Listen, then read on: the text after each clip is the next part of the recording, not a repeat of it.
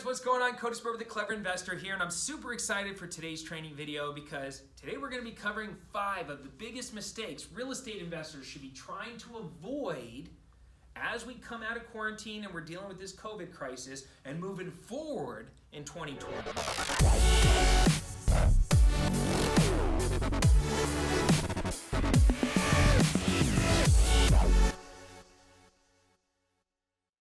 What are some mistakes that you should be trying to avoid? I've been in this business for over 15 years. I've done thousands and thousands of transactions. I made tens of millions of dollars. And I've been fortunate enough to be in a situation as an educator, instructor, and mentor to be able to work with thousands and thousands of people. And through the ups and the sideways and the downs and now the backups and now the complete uncertainty of this COVID crisis, I've created some wisdom and some experiences that allow me to identify silly little mistakes. And when I work with my students, I'm like, look, there's a right way to approach what's happening right now and how to properly bounce out of it so you are stronger and faster and more capable, and there is a wrong way to approach it. So let's go through this. If you get something from this, smash the like button or drop me a comment, just commenting on kind of what I think these 5 biggest mistakes are, or adding to the list so we can all learn together. All right, let's dive on into this.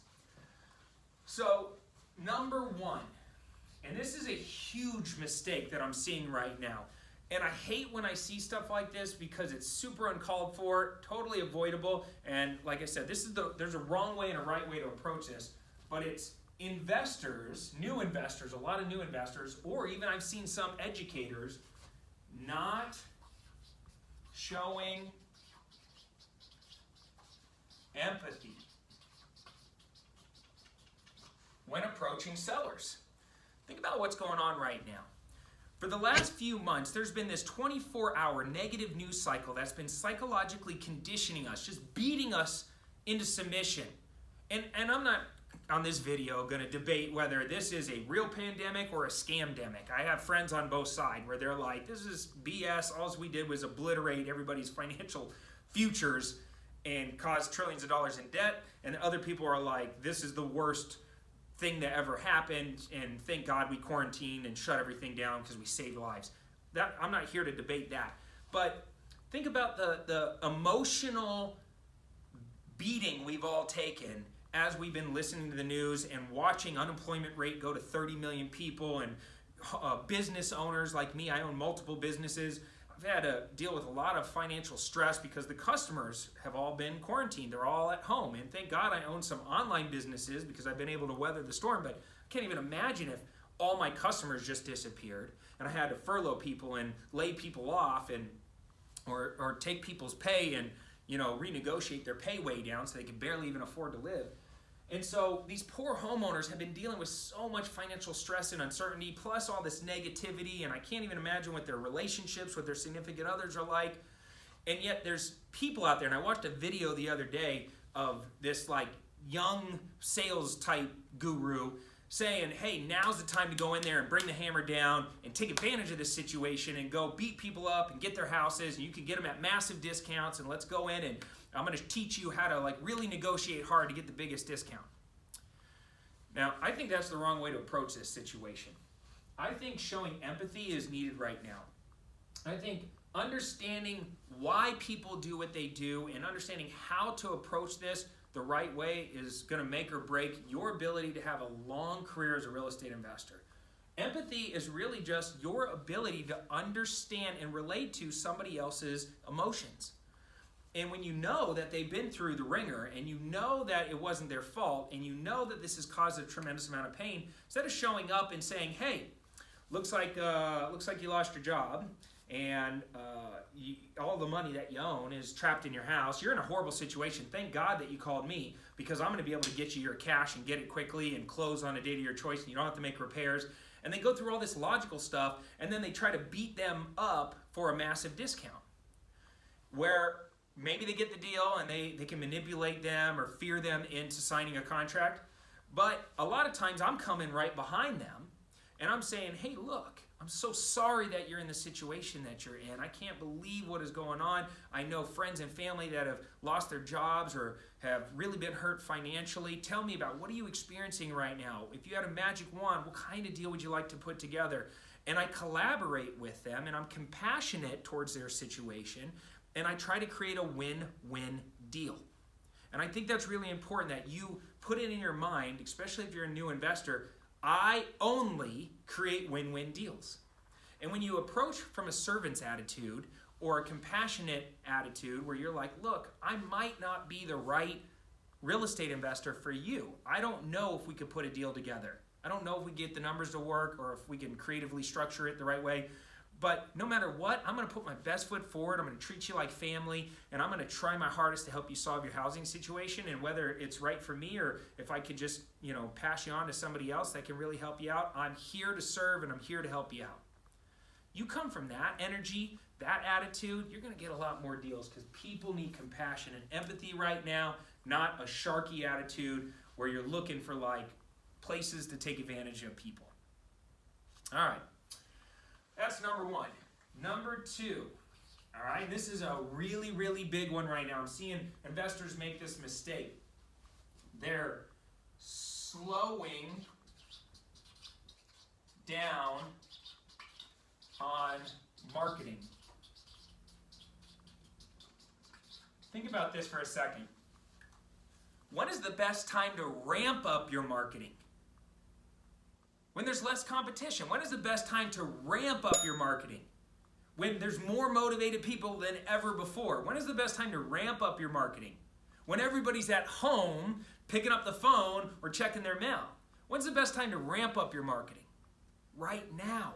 Now is the best time in the world to lean in and raise your enthusiasm, raise your intensity level. If you were sending out direct mail once every 2 weeks or once a month, shorten that time span to once a week and do it consistently. Now, here's the thing with marketing. I live here in Phoenix, Arizona. There's millions of people here. I can't market to millions of people. So what you really want to do is take those millions of people and use data, right? The right data paired with the right marketing message consistently is the winning formula. And so take the data and start data stacking. I've said this in my other videos. Whittle that giant pot of people down to 3,000 to 5,000. And I want your kind of success work from watching this video is, all right, how do I get the data?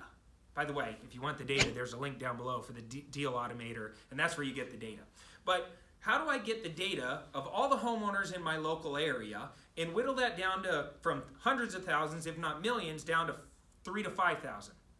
And I know, because I watch Cody's videos, that I need people that are motivated, right, that want to sell and sell quickly and get cash. And I also know that I'm always looking for people that can, if they are motivated to sell quickly and get cash, but they also need the ability to sell at a discount. Because those are the two things. We need somebody with equity and we need somebody with motivation. And when you find somebody that has equity and motivation, said another way, equity and the ability to sell at a discount, there's lots of types of deals that we can structure. I'll talk about that here in a second, but there's lots of types of deals that we can structure. And that's really the formula for creative real estate investing. And so I'm ramping up my marketing right now, and I'm taking the data and I'm data stacking. I'm saying, let's look at all the homeowners in Phoenix that live out of state, that have lots of equity, that have a property sitting there vacant, that just went through a probate situation, or just went through or behind on payments or dealing with foreclosures, or are old properties that have been older than 1980. Whatever those data stacks are, and I have lots of buckets of people. I have a bucket of 1,000 probates and a bucket of 1,500 pre-foreclosures, and another bucket of high equity vacant properties. And I take these buckets and I put them together, and I take millions of people and whittle it down to a few thousand, and now I can really aggressively market to those few thousand people, and it's not going to break the bank. You understand what I'm saying right there? And so now I'm ramping up direct mail to weekly. I'm ramping up text messaging constantly. And by the way, I'm not just sending a normal text message. When I fire out a text message, It doesn't say, hey, my name's Cody and I'm looking to buy a house. Respond if you want to do a real estate deal with me. I'm just saying, I'm using this, I'm showing empathy in my text messages. Hey, how's it going? You know, just checking in on you. How you doing today? People think it's a friend, right?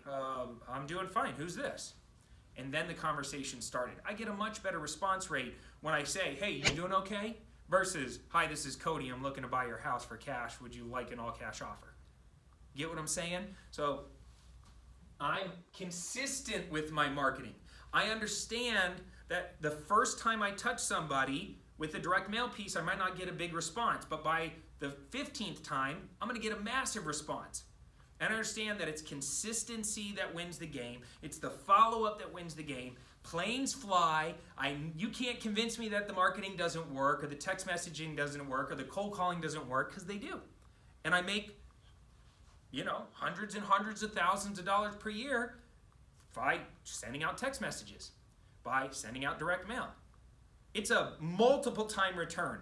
So don't be fearful is what I'm saying. Just because the market's bad or there's uncertainty or there's negative news or we don't know what the government's going to do, don't say to yourself, I don't have a lot of money right now. I need to pull back on my marketing. Ramp up and lean in on it. And by the way, if you don't have a lot of cash, that just means your sweat equity marketing's got to go through the roof. You got to be hammering DMs and really working social right now and just putting in those hours and putting in the work, because I'm telling you, you'll be glad you did when you start getting a lot of deal flow. All right?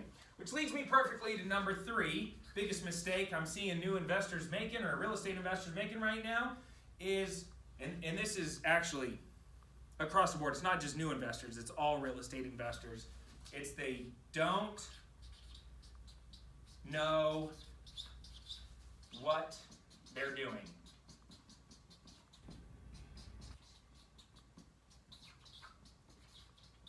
That's because they've been sitting around in this quarantine situation, Netflixing and chilling and not putting in the work to gain new skills and capabilities. They're not showing up with multiple solutions to people's housing problems. They're not doing their market research and really understanding and trying to internalize what's going on in the market. Think about this. How many people are over-promising and under-delivering right now because they don't understand the logistics of what's happening? As a real estate investor, let's just take wholesaling for a second. My job as a wholesaler to put out marketing, get sellers to call me, work out a good deal, lock up their property under contract, and then shop that paperwork over to a cash buyer, which is typically a landlord or a rehabber. What's going on with every cash buyer under the sun? They're all freaking out right now, and they all want bigger discounts.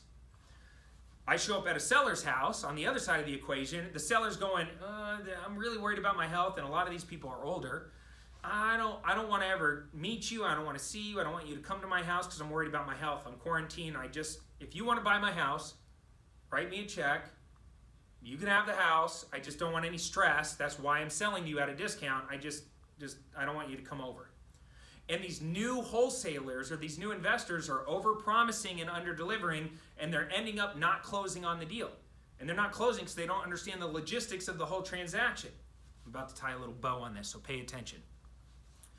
I know that sellers or cash buyers eventually are going to want to get into the property.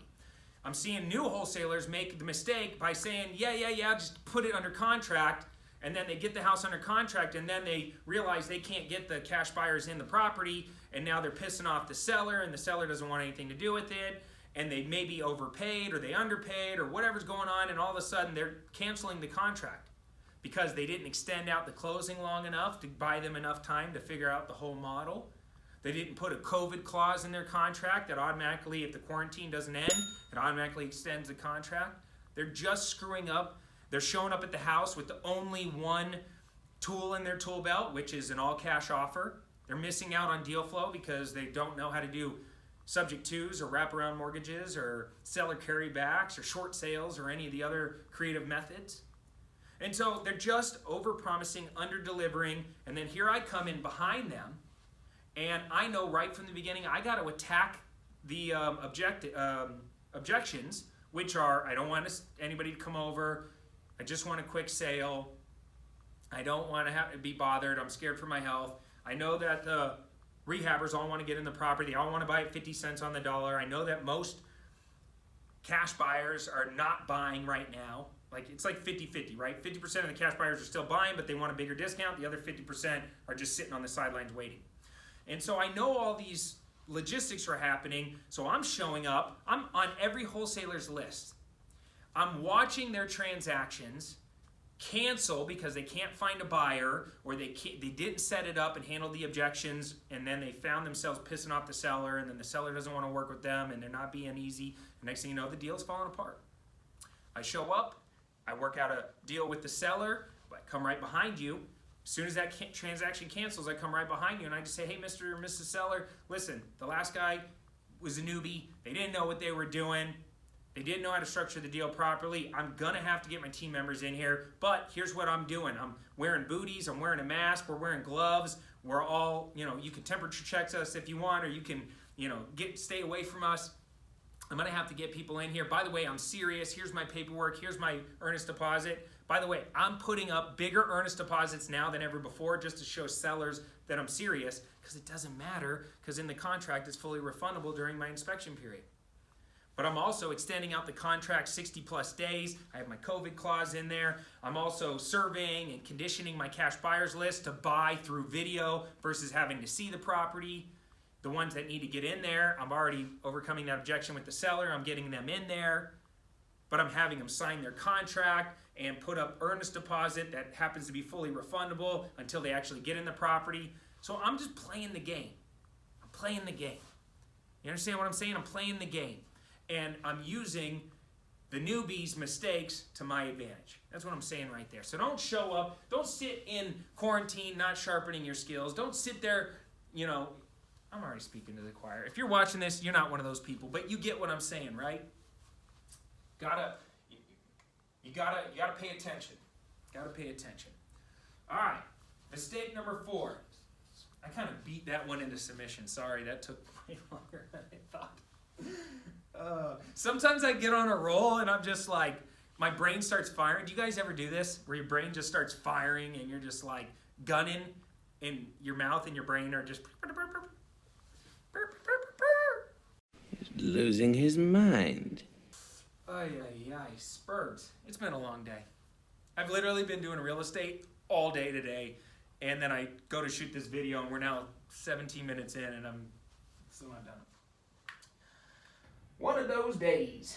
All right, number 4. It's a big mistake. And think about how easy it is right now to avoid this one. I'm seeing investors run out of money. What private lenders they did have are now running for the hills because they're scared. And this is for rehabbers, I have more money than I know what to do with right now. I'm in a great situation because I'm always raising money and I'm always setting up myself for success, so that way when I see a great opportunity, I can always take advantage of it. And if you're watching this right now, you should not be in a situation where you're about to run out of money. I'm going to give you 2 scenarios. Number 1, you're a rehabber.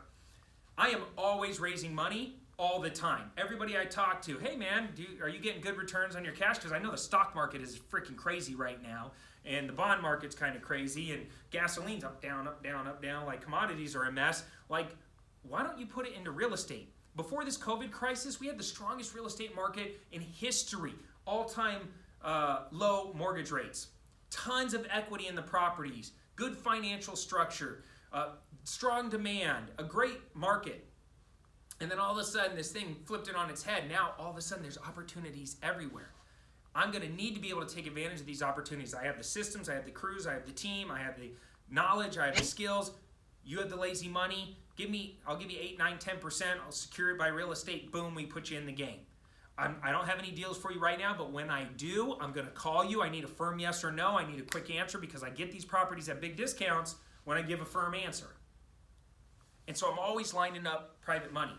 On the flip side, scenario number 2, you're a new real estate investor. You're watching my videos. You're clicking the link down below. You're taking my courses.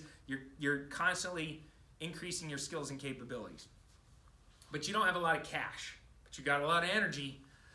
You should be going around to your friends, your family, your cousins, your grandma, anybody you know that has lazy money sitting around, and go, listen, Grandma, I got a plan. I started a business. I started a business because I know when you own a business, you got you control yourself, you control your financial future. I know that as an entrepreneur, I'm going to get lots of tax write-offs, and I'm going to be able to make a lot of money, and I'm going to do this thing. I've been studying my brains out, and I know everything. I got my systems, I got my team, I got my processes, I got everything dialed in. And right now, the world is melting down. All these opportunities are popping up. The world is full of uncertainty, but I have a plan to go out there and help homeowners out of their housing situation. I believe that within 3 or 4 months, all of these homeowners that just did a forbearance are now going to, the banks are going to say, we want our money. You owe us 3 or 4 months of back payments. And these homeowners are going to have to figure it out. They're either going to have to renegotiate with the banks or get a bailout from the government, which I don't think is coming. So therefore, I think a lot of people are going to default. Lots of homes are going to hit the market.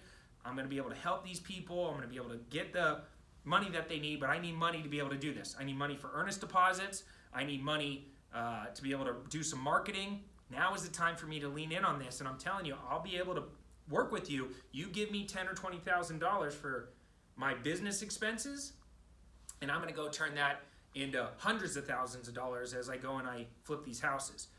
If you like to work something out with me, I can split the profits with you, or I can, take out a loan from you, or I can, cut it up any way you want, whatever it takes for you to give me this money. But just know that you're giving it to somebody that is very passionate about this. I know what I'm doing, and I'm going to turn our money and triple it, quadruple it, 10x it, whatever you want to say. Now, I know that was a long and windy road to get to this point, but the point is you should not be in a situation where you're out of money. Not in today's market. It doesn't make any sense that you're not out there talking to every single person and getting them to buy into the fact that you're the expert, you have the game plan, but you're going to need to right now, me and my team, we're getting a lot of houses under contract, which means that a lot of earnest deposits are getting put up. And like I said earlier, I'm putting up bigger earnest deposits than my competition. That's why they're going with me. And I'm able to do that because I have lots of cash. If you don't have cash, go get it. All right, last one. This is number 5. This is a big one. And I see this happen all the time. This doesn't necessarily just have to do with the COVID crisis or anything like that. But I see real estate investors doing this all the time. They quit too soon. I'm going to end this video strong by saying, look, right now, if you're watching this video and you made it to 22 minutes in, you have the right mindset. You're emotionally invested. You have intention. You have focus. You want this. I want you to want this as bad today, even if it takes you another 3 or 4 months to get a deal. I want you to remind yourself every single day that this is worth it. If you are one of those people, it took me 9 months to get a deal, by the way. I have some students that takes months and months. I have some students that get it in their first month.